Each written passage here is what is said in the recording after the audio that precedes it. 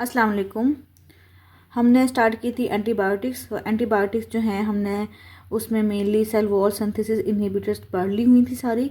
अब हम पढ़ेंगे next protein synthesis inhibitors. So bacteria antibacterial drugs जो कि बैक्टीरिया के अंदर प्रोटीन की सिंथेसिस को इनहिबिट करते हैं उन्हें हमने पढ़ना है।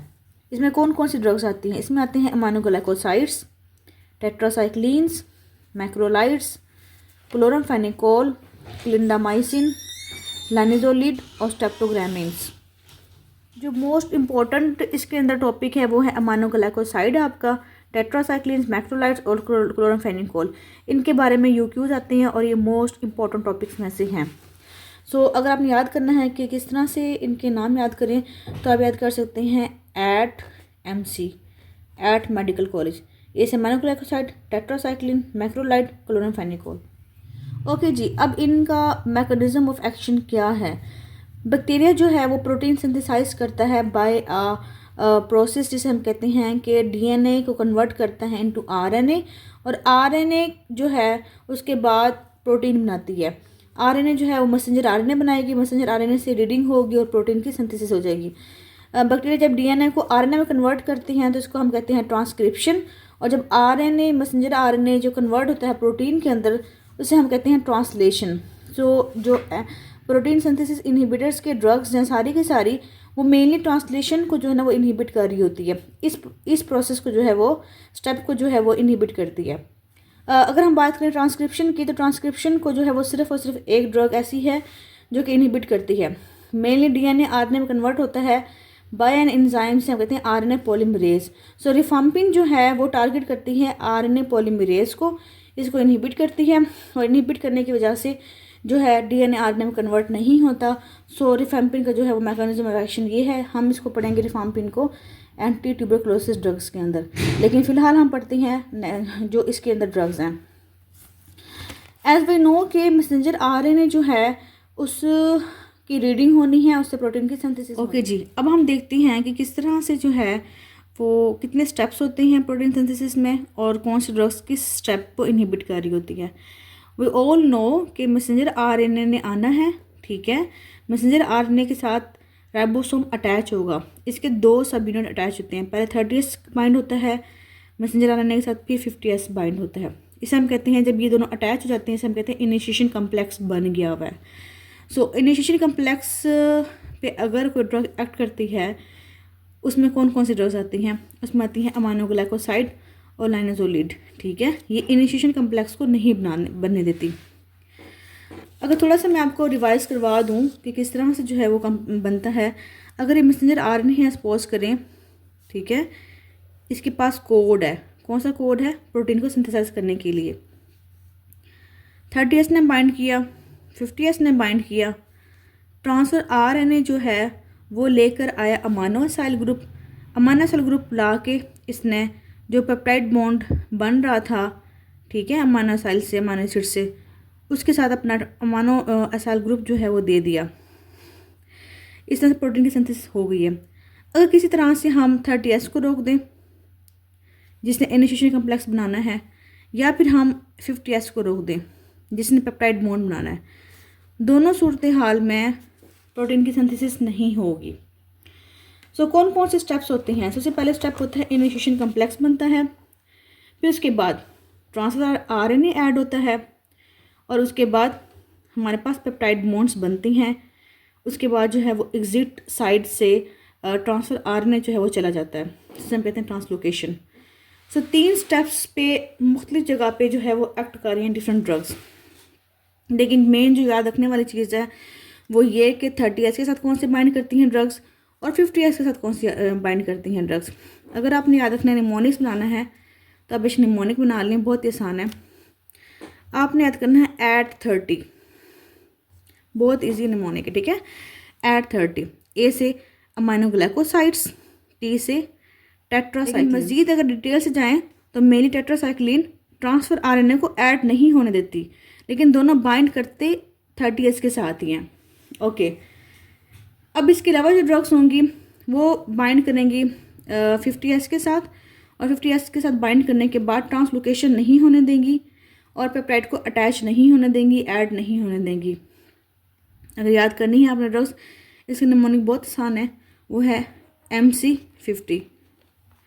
ठीक है, अगर पूरा निमोनिक याद करना है तो आप कहते हैं एट 30 MC50। ओके, सो MC से क्या याद रखना है, मैक्रोलाइड्स, क्लोनाफेनिकोल और क्लिंडामाइसिन।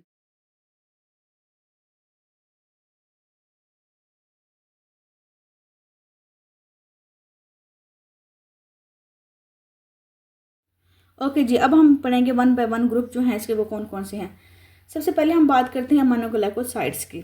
इसमें कौन कौन सी ड्रग्स आती हैं, इसमें आती है amikacin, tobramycin, gentamicin, neomycin, streptomycin. Okay, सिन वाली जितनी भी ड्रग्स आएंगी वो सारी हमारी इसी के अंदर होंगी। अब हमने इसका मैकेनिज्म ऑफ एक्शन कैसे लिखना है एग्जाम में, बहुत इंपॉर्टेंट UQ है आपका। सो वही बात होगी कि एट है, सो याद रखना है कि ए जो है वो 30S पे बाइंड करता है। अगर 30S से बाइंड करेगा तो ब्लो करेगा इनिशिएशन ऑफ प्रोटीन सिंथेसिस। ठीक है, primarily bind 30S, misreading of genetic code, एक तो उसने ब्लो कर दिया इनिशिएशन कम्प्लेक्स को, जिसकी वजह से मिस रीडिंग हो गई जेनेटिक कोड की। अब वो रीड नहीं कर पा रहा क्योंकि 30S पे बाइंड करने की वजह से, साथ ही साथ ने इनहिबिट कर दी है ट्रांसलोकेशन को। सो ट्रांसलोकेशन भी नहीं होगी। ट्रांसलोकेशन कब होती है, जब जो transfer RNA aminoacyl group लेके आ रहा होता है, उसने नेक्स्ट जो है पेप्टाइड साइड पे जाना होता है, सो उसकी ट्रांसलोकेशन नहीं होती, बैक्टीरिया डिवाइड नहीं कर पाएंगे और सेल की डेथ हो जाएगी। इसलिए हम कहते हैं कि जो अमाइनोग्लाइकोसाइड होते हैं वो बैक्टीरियासीडल होते हैं। एक और बात याद रखनी है कि इन ड्रग्स को ऑक्सीजन चाहिए होता है ट्रांसपोर्ट होने के लिए इनटू सेल्स। ठीक है, सो ऐसे ऑर्गेनिजम्स जो कि ऑक्सीजन यूज़ नहीं करते या एनारोब्स जिन्हें हम कहते हैं, उनके लिए अमाइनोग्लाइकोसाइड इतना इफेक्टिव नहीं है। क्यों? क्योंकि वो ऑक्सीजन यूज़ नहीं कर रहे होते, उनके सेल्स में ये एंटर नहीं हो पाती drug. Don't effect eukaryotic cells. Eukaryotic cells के अंदर क्योंकि डिफरेंट राइबोसोम होता है, जब जहाँ पे 50-30S का नहीं होगा राइबोसोम, उस जगह पे जो है वो अमाइनोग्लाइकोसाइड अपना काम नहीं करेंगे। Note transferred into eukaryotic cells, note effective for intracellular organisms. इसके अलावा यूकैरियोटिक के लिए भी नहीं है, साथ इंट्रासेलुलर जो ऑर्गेनिजम्स होती हैं उसमें कौन सा रिकेट्सिया और क्लेमाइडिया, सो इनके लिए भी जो ये ड्रग है वो नहीं है। ये बहुत इंपॉर्टेंट आपके MCQs हैं। ओके, अब हम देखते हैं कि अमाइनोग्लाइकोसाइड के यूजेस क्या क्या हैं। ये भी बहुत इंपॉर्टेंट आपका UQ है। मेनली यूज होते हैं इन कम्बिनेशन विद अदर ड्रग्स। कौन से ड्रग्स? जो बीटा लैक्टम्स हमने पढ़े थे, सर्वोल सिंथेसिस के इनहिबिटर्स होते हैं, उनके साथ हमने मेनली बाइंड करवा के कंबाइन करवा के हमने इनको यूज़ करना होता है। इससे क्या होता है कि इनका सिनर्जिस्टिक इफेक्ट आ जाता है। एक बात याद रखनी है कि ये एरोबिक ग्राम नेगेटिव बैक्टीरिया के लिए मेनली है। अब आपने क्या करना है कि आपने एरोबिक ग्राम नेगेटिव बैक्टीरिया के नाम एक साथ याद कर लेनी है। अगर पूछा जाए कि कौन से बैक्टीरिया के अगेंस्ट अमाइनोग्लाइकोसाइड काम करती हैं या कोई इसको इनहिबिट करती हैं, तो ये सारे इसके अंदर आ जाएंगे। इसका निमोनिक है PEKSHM, PEKSHM, Proteus, Pseudomonas, E coli, Enterobacter, Klebsiella, ठीक है, ऐसे सिरेशा, शिगेला, एच से एच इन्फ्लुएंजा, M से मोरक्सेला कैट्रेलस। ओके, सो आपने एक निमोनिक बनाना है, उससे सारे ये ग्राम नेगेटिव बैक्टीरिया जो हैं वो याद कर लेने हैं। अब वन बाय वन बैक्टीरिया के कुछ हैं इंपॉर्टेंस और यूजेस, वो हम याद कर लेते हैं। स्ट्रेप्टोमाइसिन जो है वो यूज़ होती है TB के लिए। जब अदर जो ड्रग्स हैं वो या तो एलर्जी को पेशेंट, या अगर वो यूज़ नहीं, उससे जो है वो रेजिस्टेंट हो गई है, तो हम स्ट्रेप्टोमाइसिन यूज़ करते होते हैं। मेनली IM देते हैं। इसके अलावा प्लाग के लिए और इंटरवोकल कार्डाइटिस के लिए भी यूज़ होता है। मेनली आपने याद करना है कि TB के लिए यूज़ होता है। फिर हम बात करते हैं नियोमाइसिन की। नियोमाइसिन का पता है आपने, बहुत सी ऐसी ट्यूब्स देखी होंगी टॉपिकल जिनमें नियोमाइसिन ऐड होता है। सो नियोमाइसिन को हम ऐड करते हैं एरिथ्रोमाइसिन। एरिथ्रोमाइसिन के साथ ऐड करने के बाद टॉपिकल हम इसको यूज़ कर सकते हैं। ओरल यूज़ होता है सिर्फ एक जगह पे। अगर बाउल सर्जरी करनी हो तो हमने नियोमाइसिन देनी होती है ताकि जो बैक्टीरिया हैं वो कम हो जाए, उनकी ग्रोथ कम हो जाए और सर्जरी के बाद इन्फेक्शन ना हो। सो यूज़ होता है बाउल सर्जरी में, लेकिन अब ये भी कम यूज़ होता है। उसके बाद है वैनकोमाइसिन और जेंटामाइसिन, ठीक है। सो जेंटामाइसिन को हम ऐड करते हैं वैनकोमाइसिन के साथ, और इस तरह से हम इसको यूज़ करते हैं एंडोकार्डाइटिस के लिए, जो कि ड्यू टू एंटेरोकोकाई होती हैं। फिर हम बात करते हैं जेंटामाइसिन से हमने ऐड किया एम्पिसिलिन को। अगर हम इन दोनों को ऐड करेंगे तो यूज़ होगा न्यूबॉर्न मेनिंजाइटिस के लिए ड्यू टू लिस्टेरिया। अगर हम टाजोबैक्टम के साथ ऐड करते हैं टोब्रामाइसिन को तो यूज़ करते हैं इसको सिस्टिक फाइब्रोसिस पेशेंट के अंदर अगर स्यूडोमोनास का इन्फेक्शन हो जाए या निमोनिया हो जाए। अमीकासिन ड्रग है वो भी यूज़ होती है। इसके साथ ही अमीकासिन का यूज़ वही है कि हम इन बैक्टीरिया के लिए यूज़ करते हैं, ये तो कंबाइन कॉमन है सबके लिए। फिर हम बात करते हैं स्पेक्टिनोमाइसिन, ये आईएम यूज़ होता है और एक गोनोरिया के लिए यूज़ होता है। अगर पेशेंट दूसरे जो एंटीबायोटिक हैं उससे रेजिस्टेंट हो तो हम स्पेक्टिनोमाइसिन को यूज़ कर सकते हैं।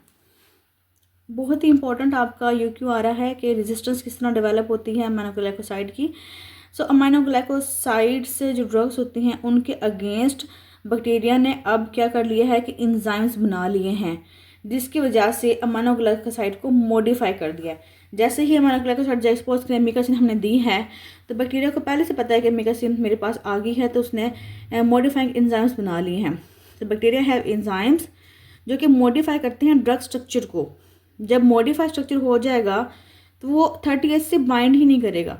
38 से बाइंड करेगा तो पुअरली बाइंड करेगा, उसको इनहिबिट नहीं करेगा, इनिशिएशन कम्प्लेक्स को इनहिबिट नहीं करेगा।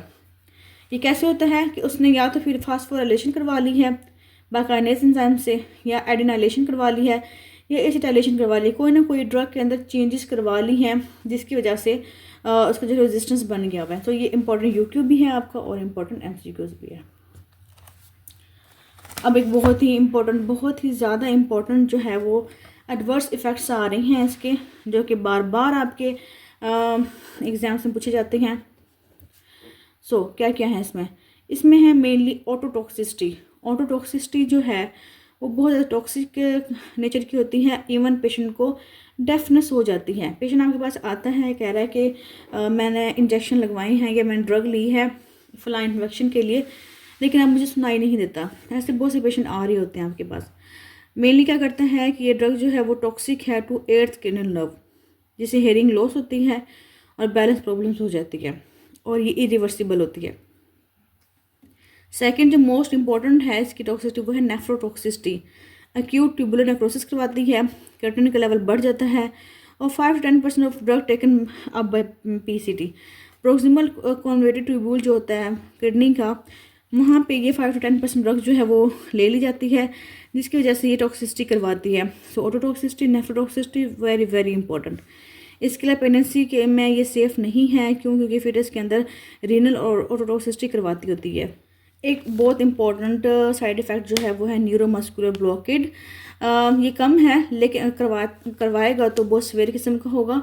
इसमें क्या है कि एसिटाइलकोलिन जो है उसको ब्लॉक कर देगा, लिमिट कर देगा, रिलीज़ नहीं होने देगा। रिलीज़ नहीं होने देगा तो यूजली क्या होगा कि इसमें जब लेवल ज़्यादा होगा तो न्यूरोमस्कुलर डिजीज़ पहले से मौजूद है अगर पेशेंट के अंदर थोड़ी बहुत, और ये लेवल ज़्यादा हो गया ड्रग का तो फ़ौरन से इफेक्ट कर देगी, जिसकी वजह से पेशेंट के अंदर क्या हो जाएगी, पैरालिसिस स्टार्ट हो जाएगी। और अगर पेशेंट को रेस्पिरेटरी पैरालिसिस हो जाए तो बहुत सीवियर किस्म की हो जाती है, जिससे पेशेंट की सांस भी नहीं आती, ऑक्सीजन सैचुरेशन सेट्स जो है वो ड्रॉप कर जाएंगे, पेशेंट एक्सपायर भी हो सकता है।